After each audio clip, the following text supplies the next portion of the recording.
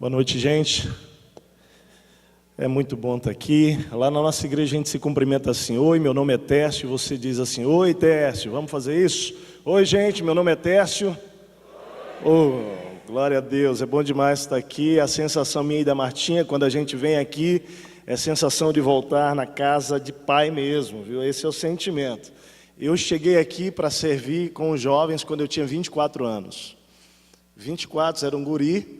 A Martinha tinha 18 para 19 anos, eu tinha 24 para 25 anos.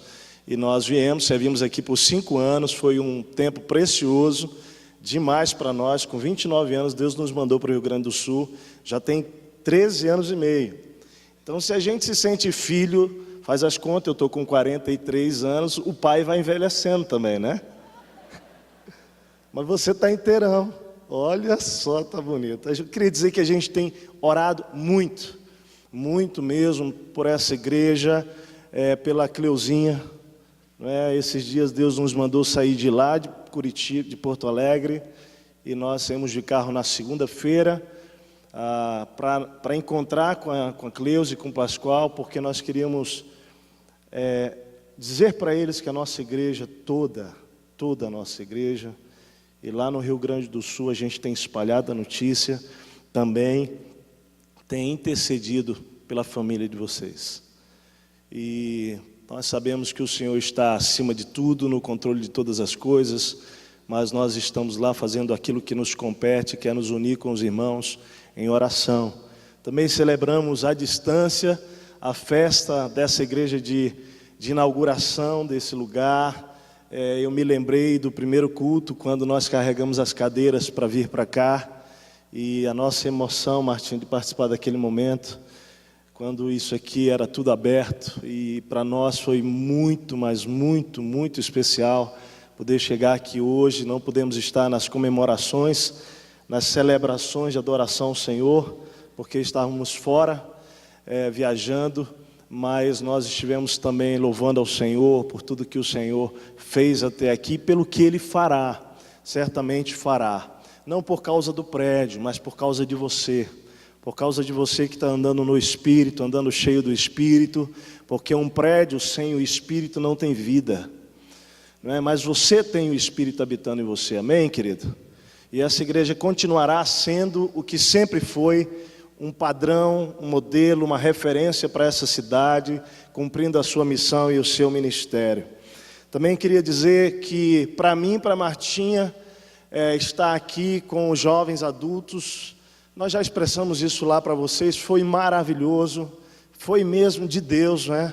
O Senhor separou aquele tempo que Ele tinha, e nós nos vimos abençoados demais por estar com vocês ali naquele tempo. E essa palavra de hoje é para todos nós, mas é a continuação do que nós vivemos lá, porque depois de tudo que Deus fez e falou lá conosco, certamente nós estamos vivos, amém, queridos? E prontos para a guerra, para a batalha. E essa noite eu queria falar exatamente sobre o grande desafio. Eu terminei dizendo para vocês: se preparem para as experiências que vocês contarão com Deus, as experiências que vocês terão com o Senhor. E certamente hoje à noite, esse é o desejo de Deus para cada um de nós aqui, que nós tenhamos experiências espirituais na nossa história, na nossa vida. Eu queria, como filho, ó Pai, só agradecer as orações dessa igreja, agradecer as orações particulares de pessoas aqui que nos adotam em oração, não é, por tudo que tem sido ao longo desses 13 anos e meio lá em Porto Alegre. Nós de fato estamos numa fase de graça, de superabundante graça, depois de tantos, mas tantos desafios, dos quais o pastor Pascoal conhece vários deles. E hoje, pela graça de Deus, nós estamos vivendo uma fase nova na vida da igreja e também na história da cidade, para a glória de Deus. Então, eu queria que vocês continuassem orando por nós. Há um ano, em abril completou um ano, nós saímos da nossa sede, continuamos lá administrativamente, reformamos toda a Fundação Rubem Berta, o prédio da Fundação Rubem Berta, antiga Varg, e estamos lá agora porque não tinha mais espaço, tínhamos chegado a 4 cultos nosso lá, éramos 90 pessoas, queridos. há 13 anos e meio. Hoje, para a glória de Deus, chegamos a 1.200 pessoas. Estamos plantando 6 igrejas ao redor daquela nossa sede ali. Estamos começando uma comunidade terapêutica feminina agora. Plantamos um ministério extraordinário de salvação de mulheres com gravidez inesperadas, com intenções de abortar, e procuram o nosso SEV, que é Centro de Reestruturação de Vida, pensando que lá é uma clínica de aborto, e nós temos tido o privilégio de trazer à vida crianças que estariam sendo abortadas, e Deus está fazendo grandes coisas. Mas eu queria dizer que não é um privilégio da Monte Serra. Deus está se movendo lá em Porto Alegre, através de igrejas, do povo de Deus, que acordou finalmente, e que tem se manifestado para ser sal e para ser luz naquela terra, naquela cidade. Então, muito obrigado pelas orações, mas continuem orando por nós, para que a gente persevere naquilo que o Espírito tem nos dado de visão, e nós sabemos que tudo o que está acontecendo lá é milagre e é obra de Deus. A identidade do Senhor está sendo manifestada, levantada naquele lugar, e nós queremos apenas exaltar o nome do Senhor Jesus. Amém, queridos? Amém? Glória a Deus, louvado seja o Senhor. Como podemos viver e ter mais experiências espirituais? Na verdade, essa palavra é fruto de uma reflexão muito minha, de uma pergunta de um discípulo, um líder de mais de 40 anos de liderança, me procurou. É uma pessoa que eu tenho o privilégio de caminhar com ele, lado a lado, e ele disse: pastor Tércio, ele está com 62 anos de idade, olha, ele é uma lição de vida para mim, aquele homem. Ele é o vice-presidente da igreja, e ele tem me ensinado que não importa a idade que a gente tem, a gente não pode parar. Não pode parar. Deus tem uma grande obra para fazer através de cada um de nós. E ele esses dias chegou para mim no discipulado e disse: pastor Tércio, eu quero ter mais experiências com Deus. Eu quero viver mais experiências com o Senhor. O que eu preciso fazer para isso? Eu respondi para ele imediatamente. É uma das respostas dessa mensagem, que foi: olhando para a minha história, as minhas experiências com Deus, nossas experiências com Deus, elas têm sido sempre resultado de ouvir a voz de Deus e obedecer. Agora nós estávamos emocionados cantando ali, lembrando de quando Deus mandou a gente sair daqui para Porto Alegre. Lembrando das histórias desses 13 anos e meio, e dizendo: Deus, nós nunca teríamos histórias como temos tido, se nós não tivéssemos obedecido, embora tenhamos um amor tremendo por esta igreja. Contudo, a voz de Deus é mais importante, amém, queridos, do que qualquer desejo do coração. Então, hoje à noite eu queria repartir com vocês o que eu creio, o que eu tenho aprendido, o que temos aprendido juntos, acerca de experiências espirituais. Eu queria começar definindo experiências espirituais. Porque quando eu estou falando de experiências espirituais, eu estou falando sobre qualquer coisa, preste bem atenção, na sua vida, que envolva o agir, o dirigir, o controle, a ação do Espírito Santo de Deus. Embora nós tenhamos o Espírito Santo habitando em nós, queridos, você que crê em Jesus, você que é filho dele, discípulo amado de Jesus, nem sempre nós somos governados pelo Espírito. Não é? Nem sempre nós estamos sendo controlados e tomando decisões na nossa história, baseados na orientação do Espírito Santo. Muitas vezes nós agimos por nós mesmos. Então, queridos, eu refiro-me a experiências espirituais como fatos, ouça bem, na nossa história, na minha e na sua história, que comprovam claramente que nós fomos orientados e dirigidos pela mão divina. A decisão, querido, por um casamento, por exemplo, pode ser e pode não ser uma experiência espiritual. Certo ou não, queridos? Você pode simplesmente tomar a sua decisão de casar sem nunca consultar o que Deus pensa disso. Certamente, querido, você pode ter muitas experiências, como por exemplo, definir a sua profissão, sem que seja experiência espiritual. Recentemente nós tivemos uma experiência com um jovem, e ele, depois já 40 anos de idade, Deus entrou na história dele, e tem sido impressionante ver, após a entrada de Cristo na vida dele, que ele viveu uma guinada profissional, porque até os 40 anos de idade ele nunca havia perguntado para Deus, porque não conhecia Jesus, né? O que o Senhor quer fazer da minha vida na história? Pense num cara de 40 anos de idade, apaixonado como um guri, porque descobriu, através da experiência com Deus, que Deus o formou para um propósito, que ele pode viver agora os próximos 40 anos, se Deus lhe der ou mais, dentro daquilo que Deus estabeleceu. Quer dizer, a definição de uma profissão pode ser uma experiência espiritual ou não. Comprar um carro pode ser uma experiência espiritual ou não. Pense se você creia nisso ou não, mas pode ser. Mudanças geográficas pode ser uma experiência espiritual ou não. Apoio a um colega de trabalho pode ser uma experiência espiritual ou não. Uma conversa com os seus filhos pode ser uma experiência carnal ou espiritual. Restauração de relacionamentos quebrados, querido, é uma experiência espiritual. Porém, para mim, ouça bem o que vou dizer, a maior e principal experiência espiritual é a experiência do novo nascimento. Quando passamos da morte para a vida, quando passamos das trevas para a luz, ou quando conduzimos alguém e participamos da história de alguém que estava perdido e foi achado, não há nada igual a isso.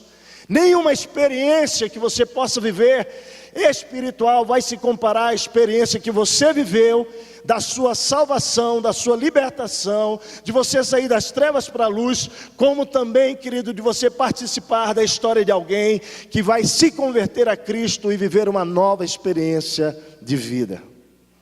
Partindo, querido, desse pressuposto, então, que era a experiência de salvação, como a principal experiência espiritual da minha vida e da sua vida, eu queria convidar você hoje a abrir a Bíblia em Atos 9, vai comigo para lá. Atos capítulo 9, e eu queria olhar para 3 experiências espirituais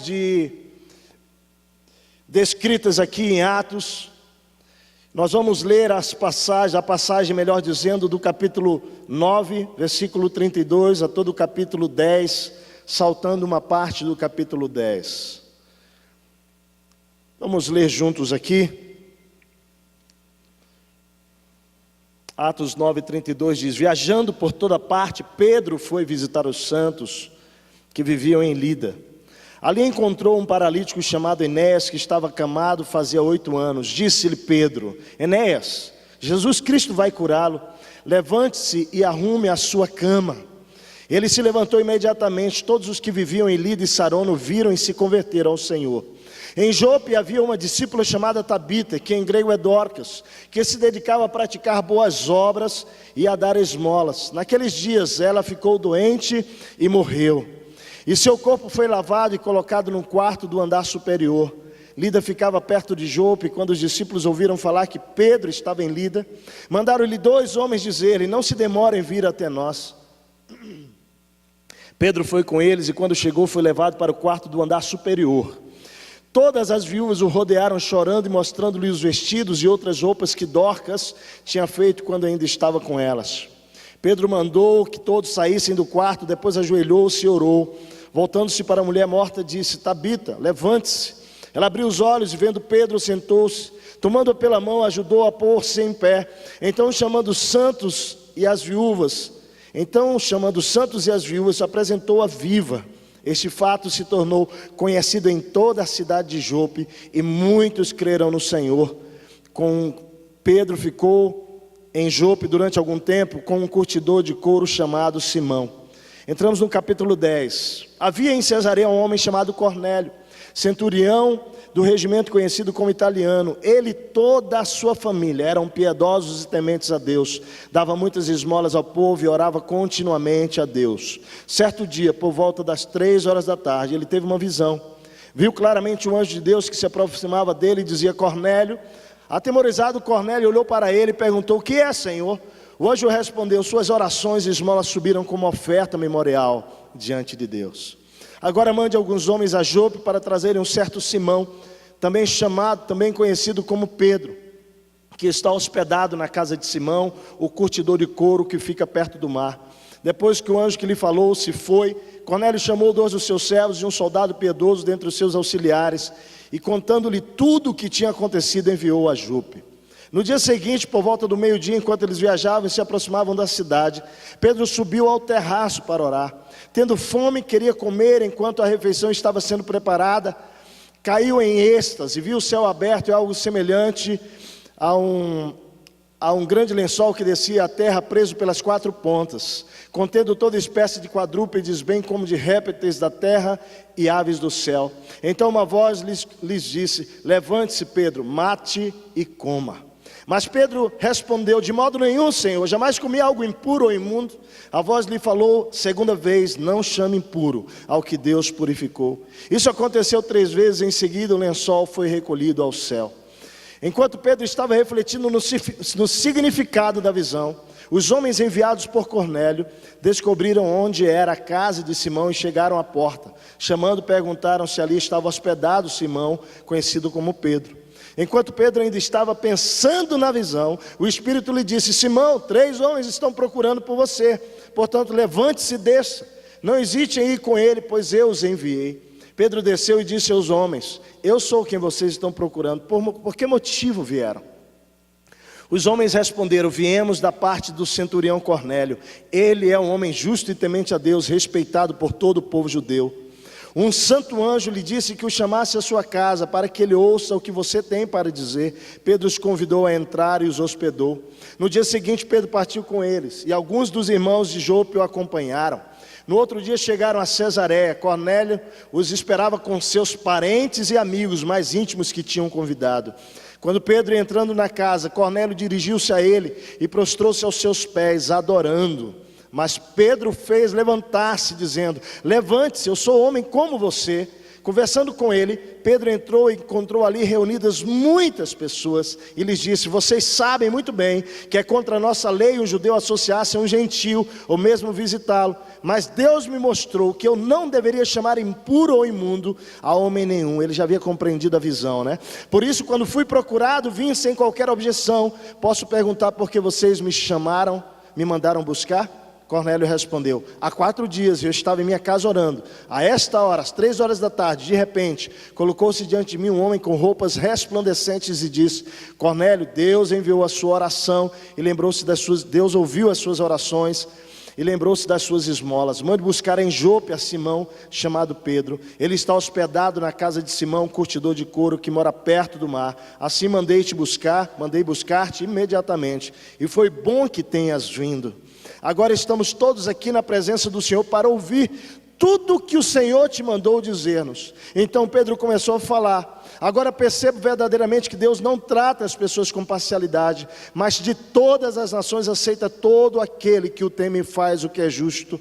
Vocês conhecem a mensagem enviada por Deus. E ele começa a contar então toda a mensagem de Jesus. Vai comigo para o versículo então 43. Todos os profetas dão testemunho dele, de que todo que nele crê recebe o perdão dos pecados mediante o seu nome. Enquanto Pedro ainda estava falando estas palavras, o Espírito Santo desceu sobre todos os que ouviam a mensagem. Os judeus convertidos que vieram com Pedro ficaram admirados de que o dom do Espírito Santo fosse derramado até sobre os gentios. Claro, os judeus até então pensavam realmente que o Espírito era só para eles, né? E agora estava se cumprindo a promessa, a profecia de que o Espírito seria derramado sobre toda a carne, agora chegando aos gentios. Eles ficam impressionados. Quem são esses judeus aqui? 6 judeus que acompanharam Pedro até a casa lá de Cornélio. Onde é que está isso? No capítulo 11, quando Paulo está explicando, ele diz assim, olha só, capítulo 11, 12. O Espírito me disse que não hesitassem em ir com eles. Estes 6 irmãos também foram comigo, entraram na casa de um certo homem. Então Pedro estava ali com 6 judeus, e eles viram o Espírito descer, ficaram admirados de que o dom do Espírito Santo fosse derramado até sobre gentios, pois os ouviam falando em línguas e exaltando a Deus. Era o mesmo sinal de Atos 2, não é? Toda aquela manifestação de línguas do Pentecostes eles estavam vendo ali.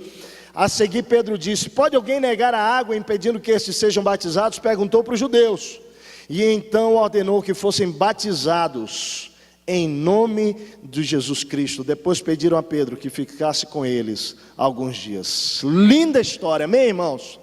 Podemos orar? Deixa a sua Bíblia aberta. Eu queria convidar você a orar. Deixa a sua Bíblia bem aberta para a gente estudar nesse momento. Pai, Tua palavra, Teu Espírito está aqui. Nós reconhecemos toda a nossa incapacidade, limitação. Reconhecemos todavia também o Teu poder, Senhor, a Tua obra sendo realizada nesta igreja, sobre cada coração, através de tudo que até esse momento já aconteceu. Nós pedimos e clamamos que, ó Deus, todo ouvido espiritual seja aberto agora, Pai. Que a Tua voz seja falada, seja proclamada nesse lugar. E que o Senhor possa despertar ainda mais esta igreja para a missão que temos de fazer discípulos. Dissemos, ó Deus, testemunhas que têm experiências espirituais de proclamar quem Cristo é, de ver o Teu poder se manifestando, de ver pessoas sendo salvas e libertas para a glória do Teu nome. Por isso, Pai, usa agora, pela Tua graça e misericórdia, ó Deus, esta palavra para a edificação da Tua igreja e para a salvação esta noite aqui, em nome de Jesus. Amém, amém e amém. Queridos, o evangelho estava se espalhando. Jerusalém, Judeia e Samaria, capítulo 8 dá uma narrativa sobre o evangelho alcançando essa região, não é? Chegando a Samaria, e agora avançando mais, chega aos gentios, não é? Especificamente capítulo 10, falando de Cornélio. Mas nesse contexto da expansão do evangelho, nós vamos percebendo os discípulos vivendo muitas experiências espirituais, muitas experiências de Deus agindo, de Deus fazendo, de Deus intervindo na história de pessoas. Nós olhamos para o capítulo 8, quando lembramos ali a história de Filipe, quando ele, depois da morte de Estevão, ele desce pela sua consciência espiritual e ele vai para a região da Samaria pregar o evangelho. E é tão lindo ver quando ele chega naquela região, que ali tem um mago, um homem que está proclamando mentiras naquela cidade, proclamamos um falso poder. E Filipe, segundo a consciência do Espírito, se dirige para ali. E quando aquele homem chega naquela cidade, a Bíblia diz que muitas coisas aconteceram. Pessoas foram curadas, foram salvas, pessoas foram libertas, doentes foram curados. De uma maneira tão extraordinária era a ação do Espírito. As experiências espirituais daqueles homens com o Espírito Santo, que aquele mago quis conhecer aquele poder, né? E ali há uma experiência tão poderosa acontecendo. Daquela região de Samaria, a gente vai ver ele descendo e ouvindo a voz do anjo falando com ele: olha, agora você desce para a região que está deserta. E ele desce num caminho deserto, e naquele caminho ele vai encontrar um eunuco que era servo, não é, da rainha de Candace, da Etiópia. Aí há uma experiência fantástica ali narrada também, uma experiência espiritual onde alguém lê sobre Jesus e não entende. E ele então aparelha-se aquela charrete real, e ele tem a bênção, a oportunidade de ser um instrumento e de ver uma experiência espiritual fantástica que termina no batismo. E depois termina de uma maneira mais ainda impressionante, porque quando o cara sai da água para abraçar Filipe sumiu. É a única história que eu reconheço na Bíblia assim, que tem aí alguma coisa de... O cara sai daqui e o cara aparece em algum lugar. O texto diz que quando o eunuco levantou-se, saiu do batismo para abraçar o Filipe já tinha desaparecido e apareceu em Azoto. Você já leu isso? Está lá em Atos capítulo 8, viu? Tem uma experiência ali sobrenatural. Chega o capítulo 9, 10, a gente vai ver essa história avançando, a conversão de Saulo, não é? Os discípulos impressionados com essa conversão. Deus levanta Ananias, não é? Fala com Ananias para ir até onde Saulo está. Tem mais uma experiência espiritual narrada, mas nós chegamos aqui no capítulo 9. E aí, querido, eu queria chamar a sua atenção a Pedro, porque ele é quem vai reunir essas experiências que queremos compartilhar esta noite. As pessoas envolvidas na experiência de Pedro aqui são Enéas, Dorcas e Cornélio.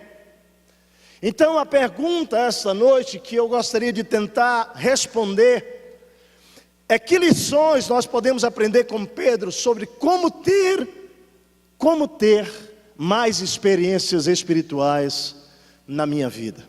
Sobretudo, experiências que vão concluir em salvação, em redenção, em restauração, em resgate de pessoas a Cristo. Deixa eu perguntar aqui, quantas pessoas gostariam de ter mais experiências espirituais aqui? Levanta a mão. Amém, querido, glória a Deus. Deus tem isso para nós. Deus tem isso para você. Deus tem isso para mim. Então vamos lá, em primeiro lugar, Deus vai dar experiências espirituais para discípulos, preste bem atenção, para discípulos que olham para a sua jornada de vida como uma missão. Essa é a primeira coisa que você precisa entender. Olha, quando Jesus vai falar em Mateus 28, ele vai dizer, portanto, vocês indo, façam discípulos. Ali é gerúndio, ali é onde nós estivermos caminhando. Querido, quando você acorda, quando você se prepara para ir para o seu trabalho, quando você pega o seu carro ou o ônibus, quando você se dirige e chega no seu ambiente de trabalho, depois você sai de lá, vai para o almoço, depois você vai para a sua casa de volta, ou vai para a faculdade, ou vai para algum lugar, indo, ou você vai viajar, indo por onde for, a sua jornada, ela é a sua missão. Você precisa entender isso. Deus vai dar experiências espirituais para discípulos que têm essa clareza. A minha jornada de vida é a minha missão. E aí deixa eu dizer uma coisa para você. Você não precisa ser um missionário, um pastor, não é, um líder de célula, para que você possa fazer discípulo, para que você tenha essa clareza de visão para a sua vida. Na verdade, uma das coisas que tem me impressionado muito é que esse paradigma de que nós só podemos ter uma vida espiritual, não é? De ser alguém que frutifica no reino de Deus, quando eu largo tudo eu vou ser um pastor. Não, mas isso não é assim. Deus vai usar você. Eu tenho dito lá para a igreja, cara, você é o quê? Você é uma cozinheira, você é uma mulher que trabalha em casa. Não é? Porque quem fica em casa trabalha muito, hein, gente? É importante saber isso, viu? Valorize sua esposa que está em casa trabalhando. Não é? Você é um chefe de cozinha, você é um administrador, um médico, um empresário, você é o quê? Aquilo que Deus colocou nas suas mãos está diretamente relacionado com a sua missão de fazer discípulo. E quando eu olho para o texto, eu vou ver que Pedro, viajando por toda parte, ele foi visitar os santos que vieram em Lida. Depois ele sai dali, vai para Jope, depois ele vai para Cesaré, e na sua jornada, ele tinha clareza de que a jornada dele era a sua missão. Recentemente um jovem de 40 anos, e Deus está fazendo uma coisa tão legal lá em Porto Alegre, gente, tão legal. A gente está muito grato pela obra de Deus lá, e nós somos 6 pastores na igreja hoje, não é? Mas nós temos uma reunião quarta-feira, e na nossa reunião de quarta-feira começou a aparecer gente dizendo que é vocacionado, quero ser pastor, pastor, pastor. E aí eu chamei essa galera para vir para a reunião de quarta-feira, somos 21 sentados lá. E assim, pelo menos uns 4, 5 deles, 4 certamente, são pessoas que são empresários, microempresários, empresários e caras bem-sucedidos. Mas eles estão mas tão apaixonados por Jesus, que um deles me pegou há 2 semanas e falou, eu quero largar a minha empresa, cara. Você vai fazer o quê? Quero ser pastor. Eu falei, cara, para aí. E ele é um cara que tem uma capacidade tão grande, mas tão grande influência de produzir riqueza. É impressionante a habilidade daquele cara. Um jovem muito bem sucedido. E eu comecei a falar para ele, questionar, né? Questionar por quê? E comecei a mostrar para ele a influência que ele tem naquilo que está nas mãos dele. Mas é porque o paradigma dentro dele ainda era, eu só posso ser um cara influente no reino, cheio do Espírito, se eu largar tudo para ser pastor. Falei, não, meu amado, você vai ser lá na sua profissão, na sua empresa, com as habilidades que Deus te deu, com a capacidade do Senhor. Deus tem feito tua empresa prosperar, que ela prospere mais para você abençoar o reino de Deus, e que você seja uma influência, inclusive, para mudar a cultura desgraçada desse meio que você vive. Então, em primeiro lugar, quando você entende que a sua jornada, aquilo que Deus pôs nas suas mãos, e por onde você for, fazendo o que Deus lhe pôs para fazer, é a sua missão, Deus vai começar a lhe dar experiências espirituais. Em segundo lugar, Deus vai dar experiências espirituais para discípulos sensíveis aos problemas e dores dos outros. Quando Pedro estava ali na jornada, chegando ali naquela região de Lida, o texto diz, olha comigo, versículo 33, ali encontrou, ele estava andando na cidade de Lida, e encontrou um paralítico chamado Enéas, que estava acamado fazia 8 anos, disse-lhe Pedro. Queridos, olha a sensibilidade de Pedro, olha o coração desse homem. Eu fiquei imaginando, Pedro simplesmente poderia ter passado batido. Certamente, queridos, certamente, outros homens e mulheres de Deus passaram ao longo daqueles 8 anos ao lado daquele homem, certamente, mas Deus usou a vida de um homem e deu uma experiência extraordinária para Pedro, porque ele foi sensível ao problema e à dor daquele homem chamado Enéas. E de repente Pedro olha para ele e diz, Enéas, Jesus Cristo vai curar você. Deixa eu dizer uma coisa para você, amanhã você vai chegar no seu trabalho, você acredita que os seus colegas de trabalho, eles têm dores, angústias e aflições nesse momento da vida deles? Vocês acreditam, igreja? Tem, claro que tem.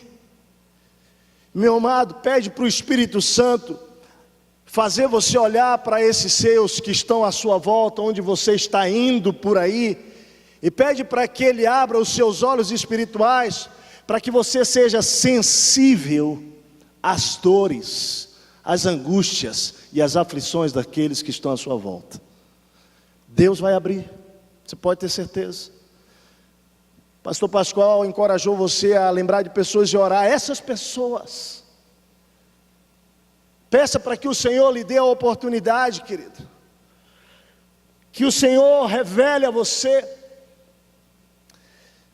Quando a gente começa a observar esse processo e abrir os olhos e dizer, Senhor, usa-me, eu quero ter experiências espirituais, Deus começa a abrir os nossos olhos e começa a mostrar as dores das pessoas que nem são visíveis.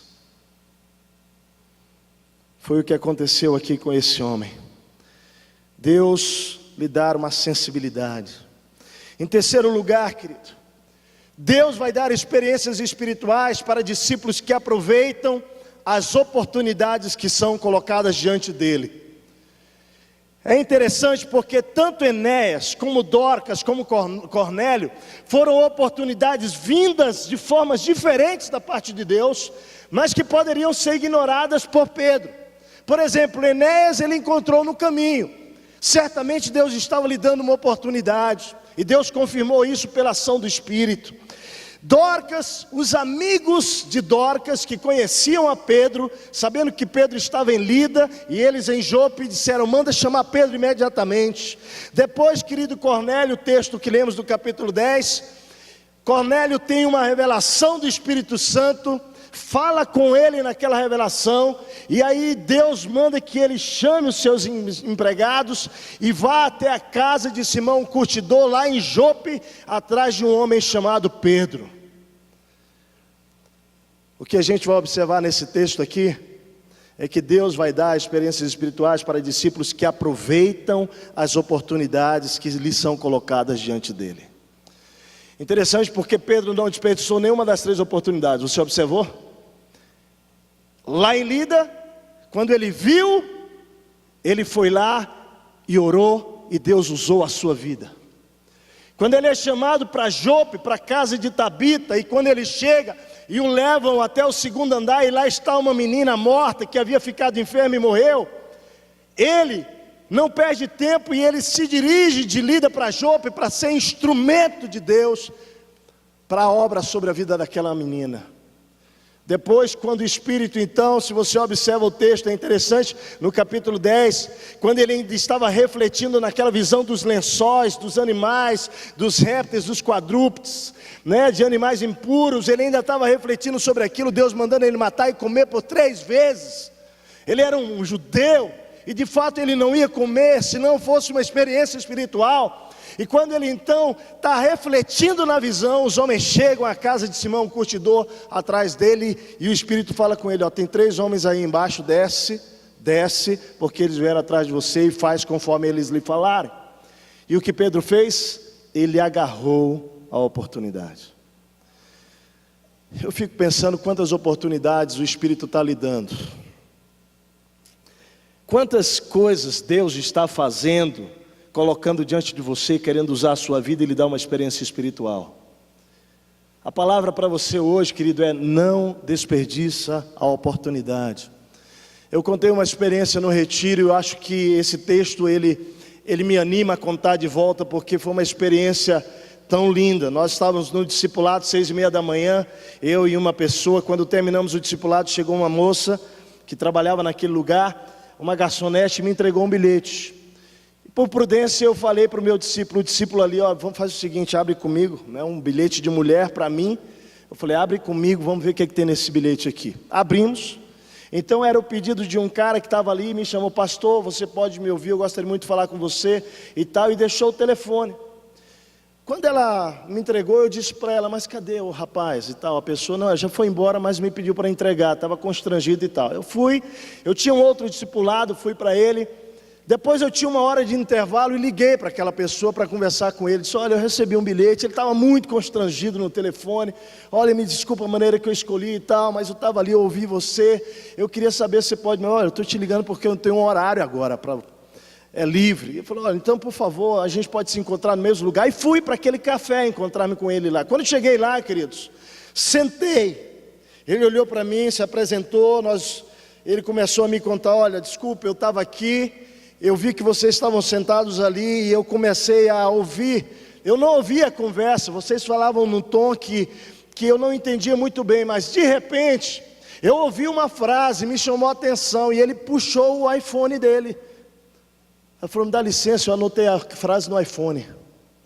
Aí abriu e começou a primeira frase, dizia assim: olha, porque Deus precisa ser colocado no centro da sua vida. E eu estava falando isso para aquele homem, no meu discipulado. E ele anotou a frase, falou: cara, e eu anotei essa frase. E depois você continuava falando com ele, eu não ouvia mais. Eu não entendia, ouvia o som, mas não entendia. Daqui a pouco, de novo, eu ouvi uma segunda frase. E a segunda frase era assim: olha, porque você precisa decidir, você precisa... Deixa eu me lembrar exatamente da frase.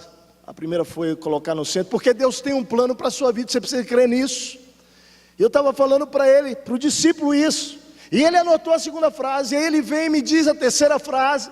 Falou: olha, só que aí aconteceu uma coisa extraordinária ali. Ele disse: cada vez que eu ouvia a frase, é como se saísse um tampão do meu ouvido. Eu ouvia, e depois é como se tapasse de novo. E eu não ouvia mais nada da conversa. E vocês continuavam conversando no mesmo tom. Depois aconteceu a segunda vez isso, como se saísse um tampão, depois fechava, depois saía e entrava. 3 frases, querido, 3 frases. Aí eu disse: quem é você? Ele: sabe quem eu sou? Eu sou um babalorixá, um pai de santos. E enquanto você estava conversando com aquele homem, eu ouvi essas 3 frases, e uma voz disse para mim: procure este homem, porque ele tem alguma coisa para lhe dizer, meu querido. Você conhece alguma história bíblica como essa? É o que a gente acabou de ler. Era isso que Deus estava dizendo. Meu amado, quando eu vi aquilo diante de mim, eu falei: meu Deus. Eu falei: Pai, glória a Deus. E aquele babalorixá, pai de santo, começa a me contar a história toda dele, queridos. E ali ele começa e vira: mas eu estou aqui, eu quero que você fale, porque a voz me dizia que você vai me dizer o que eu preciso ouvir. Foi uma manhã fantástica, né?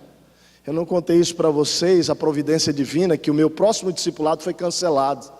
Então eu passei 2 horas com ele. E no final daquele tempo, aquele homem, pai de santo, estava entregando a vida a Cristo comigo, ali confessando a Jesus. Foi tão emocionante a nossa jornada. Nós caminhamos com ele ainda alguns 3, 4 meses. Hoje, glória a Deus mesmo. Hoje, presta atenção no que eu vou lhe dizer. Até para encorajar você a proclamar Cristo. Porque às vezes a gente acha que não está acontecendo nada, né? Mas hoje ele está na igreja, numa outra igreja, que é na igreja Bola de Neve, porque um empregado dele, ele é um empresário, o empregado dele trabalhava para ele, era da Bola de Neve, e falava de Jesus para ele. E ele nunca deu ouvido, Mas quando ele se converteu, quem foi que ele lembrou? Daquele cara. Nós caminhamos 3 meses, foi tão legal. Ele mandava para a gente, né, mensagens com foto, ele lendo a Bíblia, gente. Ele mandava textos bíblicos para nós, dizendo que ele estava descobrindo a vida. Agora eu fico imaginando se eu não tivesse tempo para aquele homem. Deus deu a oportunidade para libertar a vida daquele homem, que tem uma influência, ou tinha uma influência sobre o reino das trevas naquela cidade, e que Deus queria resgatar das trevas para a luz. Meu querido, abre os olhos. Deus vai dar experiências espirituais para discípulos que aproveitam as oportunidades que são colocadas diante deles. Tanto Enéas, como Dorcas, como Cornélio foram oportunidades vindas de formas diferentes da parte de Deus, mas que Pedro não ignorou nenhuma delas. Amém, queridos? Glória a Deus por isso. Em quarto lugar, Deus vai dar experiências espirituais para discípulos que creem no poder de Jesus. Você acha que Pedro precisou de fé?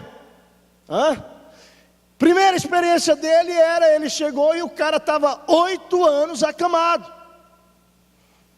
A segunda experiência era mais leve ainda. A menina estava morta. Eu não sei se ele tinha sido chamado para fazer o culto fúnebre. Não foi, meu amado. Ele foi chamado lá porque se tinha esperança de que alguma coisa podia acontecer. E depois a outra experiência tão fantástica e poderosa, de uma visão para ir à casa de um homem desconhecido, que 3 homens estavam chamando para ele ir, aguardando algo que Deus tinha para falar lá para Cornélio. Eu olho para o texto e diz: meu Deus do céu, Deus deu experiências a Pedro porque ele cria no poder de Jesus. Porque ele cria que Jesus podia operar sobre a vida de Dorcas, sobre a vida de Dorcas, pela vida de Enéas e sobre a vida de Cornélio, querido. Será que você crê que Jesus tem poder para fazer? Você já viu aquele tipo de conversa assim de crente, de irmão em Cristo? Aquele lá nem adianta orar, não tem mais jeito não. Já ouviu? Às vezes a gente se pega profetizando palavras de maldição, de ausência completa de fé.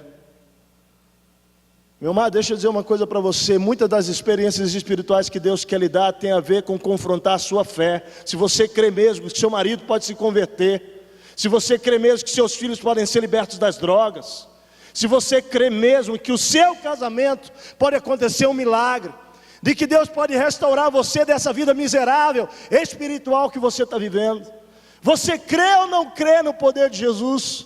Aqui a gente vai ver um homem, um discípulo, que era um homem indouto, que mal sabia falar, era um pescador, mas que estava tendo experiências espirituais, porque ele cria no poder do Espírito Santo, amados. Eu queria desafiar você a sair daqui, olhando para qual é a tua crise, e responder para você se você crê ou não. Lá no nosso condomínio, nós moramos numa casa, dentro de um condomínio de 24 casas. Eu e Martinha estamos num grande desafio lá de proclamar o amor de Cristo lá dentro. Então começamos um grupo de um curso para filhos há uma semana. 5 casais nós chamamos do condomínio. O grupo pode ter no máximo 6 casais. Sabe quantos foram? 1. Mas você acha que eu vou desanimar com a Martinha? Vou não. Você quer saber qual foi o que foi? O que a gente pensou que era o único que não iria. Você está vendo como a nossa mente é pequena? Os outros 4 eu tinha certeza. Falava para Martinha: esses aí são certos. Agora aquele lá eu não sei, viu? Acho que não vai rolar não. A Martinha também acho que não. O cara é muito babá. Pois é exatamente esse que quando nós chegamos, tocamos a campainha da sua casa, eles abriram, mandaram a gente entrar, entramos, sentaram, e nós abrimos a boca e falamos para eles: olha, queridos, nós vamos fazer um curso aqui em casa de filhos, não sei se pode ser útil para vocês. A mulher me larga na frente e fala: é tudo o que a gente está precisando. Eu estou em crise, eu não sei o que fazer com a minha filha, Meu Deus, Paulinho, eu comecei... Você está vendo como a nossa fé é pequena? Está vendo como é difícil? Às vezes nós ficamos limitando o trabalho de Deus. Provavelmente tem pessoas aqui, o Espírito está lhe mandando, vai lá, abre a sua boca, ora por ele, testemunha, fala, e você está dizendo, não, mas se eu for, meu querido, não olha para ele, olha para o poder do Espírito, olha para o poder de Deus. Deus vai lhe dar experiências espirituais quando você crê. Nós estamos vendo uma história tão linda da restauração de um homem homossexual, ex-homossexual, que já passou por todo tipo de religião que você pensar, mas um discípulo lá de Jesus, da nossa igreja, começou a olhar para ele com compaixão, queridos, começou a olhar com ele para compaixão, e um dia esse cara aceitou ir ao culto, foi, e desde que ele foi a primeira vez, ele nunca mais saiu de lá. Mas no meio do caminho o diabo quis detonar, né? Você entender esse processo que a gente precisa crer que a obra do Senhor de libertação ela é completa. Ele amputou uma perna, com diabetes há 2 anos, 3, e agora está com uma situação na outra perna, quase teve que amputar. Tem sido tão lindo o amor da igreja, porque os homens se reuniram, Paulinho. Os homens quiseram pagar uma clínica para ele ficar internado, os caras estão pagando do bolso deles para ele, porque ele teve que sair do hospital, ele está sendo cuidado 24 horas por dia. Mas se você vê esse homem falando do que Jesus está fazendo da vida dele, você chora o que o poder do Espírito está fazendo. Mas no meio do caminho, no meio desse caminho, você vai ouvir uma história escandalosa agora. Um dia ele liga no almoço, eu estava com a Martinha na casa de um casal da igreja almoçando com eles, e ele começa a falar comigo que eu queria a minha visita naquela hora, e eu já aprendi que eu não sou o salva-vidas, Jesus é o salva-vidas. Então eu disse para ele, querido, eu estou numa situação de uma família aqui que há meses nós marcamos, eu não posso ir, mas vou ligar agora para o pastor de plantão, ele irá lá. Não quero pastor de plantão, quero você. Falei, não, querido, você confia em mim ou não confia? Confio, pastor Tércio. Então vai uma pessoa aí e você vai receber. Pastor, se você mandar alguém aqui eu não recebo, tem que ser você. Eu achei estranho aquilo, sabe? Falei para a Marta que eu desliguei, Martinha, eu achei estranho isso, não bateu muito. Mas da mesma maneira eu liguei para o pastor de plantão e falei, querido, aconteceu isso, e narrei o que eu falei para vocês, para ele. Você vai lá, e se ele não quiser abrir a porta, você fica na porta lá parado, até ele cansar. Ele foi. Nossa, aquele cara também, ele é puro amor, esse pastor. Ele foi lá e é um cara ousado no espírito. Ele foi, quando ele chegou lá, ficou, o cara abriu a porta, quando viu queria fechar, e o cara, no caminho ele ligou 2 vezes, pode voltar, eu não vou te receber aqui. Mas ele entrou, quando entrou, queridos, quando entrou lá, houve uma possessão demoníaca naquele homem. E o diabo começou a dizer, o que você está fazendo aqui? Essa armadilha não era para você, era para o pastor Tércio. E o demônio começou a falar essas coisas para ele. E ele disse, eu estou apaixonado pelo pastor Tércio, eu queria ele aqui para ter relação sexual comigo. Era pomba gira, querido, era demônio sobre a vida daquele cara, querendo ainda amarrar a vida dele, aprisionar, querido. E aquele jovem, cheio do Espírito, foi usado para a libertação daquele homem naquele dia, e me ligou apavorado. É um seminarista, nem pastor é ainda, mas para nós é tudo pastor, né? É porque tem a unção do Espírito, já tem a bênção da igreja, um dia ele vai ser consagrado ali, mas ele já tem a autoridade do Espírito sobre ele. E ele falou, pastor Tércio, nunca vi isso, como é que eu lido? A propósito, ele disse que quer falar com você depois. Eu quero te sugerir, não vai não, pastor, porque isso é uma armadilha. Como não vai não? Como não vai? Nós fizemos jejum e oração, e nós nos preparamos, liguei para os nossos intercessores, falamos, Senhor, eu vou lá no teu nome, com a Martinha, com a minha esposa, e o Senhor vai fazer uma obra lá. Queridos, marquei, eu não sou bobo, marquei no meu território. Marquei lá no prédio da igreja lá. Fomos para lá, algumas pessoas orando, eu e Martinha, aquele jovem que o levou à igreja estava junto, e aquele outro que foi naquele culto, ou na casa dele, estávamos ali. E quando ele viu, querido, deixa eu dizer para você o que aconteceu. Ele começou a chorar. Ele começou a chorar. Ele começou a olhar para mim nos meus olhos e virou para Marta e falou: Marta, eu preciso te pedir perdão, Martinha. Eu desejei o seu marido. E isso foi uma coisa que eu não queria. E ele começou a contar. Eu ouvi uma voz dizendo para mim: eu vou te levar para aquela igreja para destruir a vida daquele pastor. Eu vou te introduzir dentro daquele povo para acabar com essa coisa que está acontecendo. E ele começou a denunciar o que o diabo estava dizendo. E ele começou a dizer: mas eu não quero isso, porque eu aprendi aqui a ser amado. Eu nunca fui amado na minha vida. Eu nunca vi o que eu vi aqui nesse lugar. Eu não quero isso. E começou a pedir perdão para Marta. Mas foi tão poderoso. A Martinha se levantou e deu um abraço nele. E começou a profetizar na vida daquele homem cura, libertação de todos esses maus desejos. E dizer: Deus tem uma obra para você e eu amo você. E nós te amamos. E quando a Marta fez isso, eu levantei e fui até ele, dei um abraço e falei: olha nos meus olhos aqui. Eu amo você como um homem. E você é um homem. Deus te criou para ser um homem. E nesta manhã aqui, toda e qualquer influência que exista sobre a tua vida, de mentiras, de sofismas, em nome de Jesus, o Senhor está tirando, querido. Nós vamos nos abraçar, eu vou te abraçar de homem para homem, cara. Levanta.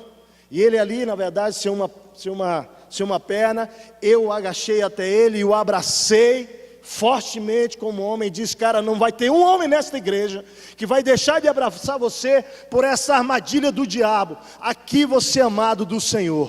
Sabe o que está acontecendo com a vida desse cara? Gente, ele está cada vez mais apaixonado por Jesus. Ele tem sido liberto completamente de toda essa velha vida que ele tinha. Mas sabe a quem que eu atribuo essas histórias?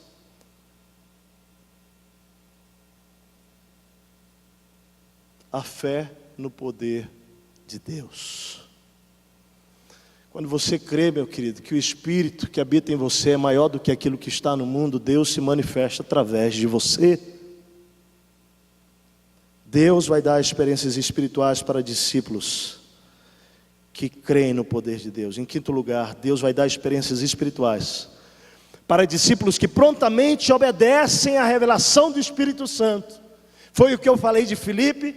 E eu fiquei observando que os discípulos em Jope lembraram de Filipe. Depois vem o próprio Espírito mandando Cornélio ir atrás de um homem chamado Pedro, que está na casa de Simão Curtidor. E para mim a conclusão, sabe qual é? É que Deus tinha a confiança, ou melhor, Pedro tinha a confiança de Deus e dos discípulos, de que ele, quando fosse chamado, ele iria obedecer. Eu fiquei perguntando para mim: será que Deus tem essa confiança em mim? Eu quero lhe perguntar essa noite: será que Deus confia que Ele pode revelar a você algo para a salvação, que você vai prontamente se levantar para obedecer?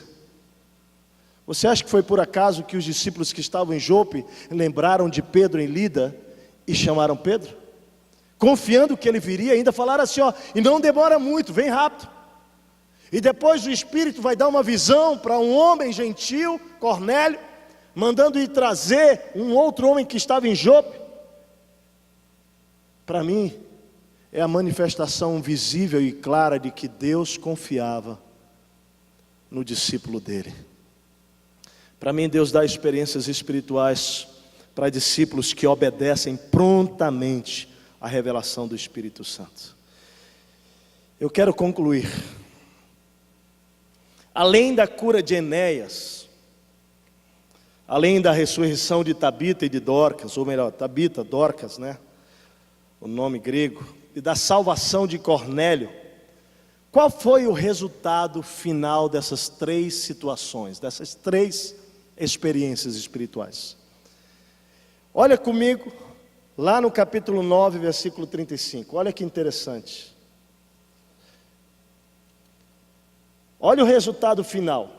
Além da cura de Enéas, lá em Lida, diz assim: todos os que viviam, 9:35, todos os que viviam em Lida e Sarona o viram e se converteram ao Senhor, querido. E se converteram ao Senhor. Agora olha para o 9:42. A experiência agora lá com Tabita em Lida. Este fato, que foi a ressurreição de Tabita, este fato tornou-se conhecido em toda a cidade de Jope, e muitos creram no Senhor. Agora vai para 10:24, na história de Cornélio. Além da salvação de Cornélio, versículo 24 diz que quando eles chegaram lá a Cesareia, Cornélio os esperava com quem? Com seus parentes e amigos mais íntimos que tinham sido convidados. Depois, quando Pedro entra, o versículo 27 diz, conversando com ele, Pedro entrou e ele encontrou ali reunidas o quê? Muitas pessoas. Agora vai para o versículo 44, olha o que acontece. Enquanto Pedro ainda estava falando sobre Jesus, testemunhando de Jesus, o Espírito Santo desceu sobre todos aqueles, todos quem? Os parentes, os amigos mais íntimos, todos que estavam naquela casa, e eles então receberam o Espírito Santo. Então é muito importante observar que as experiências, elas foram o quê? Foram além, muito além daquelas três situações. Muito além de Enéas, muito além de Dorcas e muito além de Cornélio. Eu termino então lhe dando um princípio espiritual. Qual é? Se nós queremos viver experiências espirituais, queridos, nós precisamos entender que o alcance de uma experiência espiritual, ouça bem, sempre será maior do que as pessoas envolvidas diretamente na experiência. Sempre. A experiência espiritual e o alcance dela sempre é maior do que as pessoas que estão diretamente envolvidas nelas. Em outras palavras, quando Jesus alcançou a vida, quando Pedro foi usado na vida de Enéas, não era só Enéas que estava no plano divino. Quando Deus usou Pedro na vida de Tabita, não era só Tabita que estava no plano divino. Quando Deus usou a vida de Pedro em Cornélio, Deus queria a sua casa, a sua família e seus amigos íntimos. Eu quero terminar fazendo uma pergunta para você. Deus tem a liberdade de lhe dar experiências espirituais? Você está pronto para isso? Você quer isso?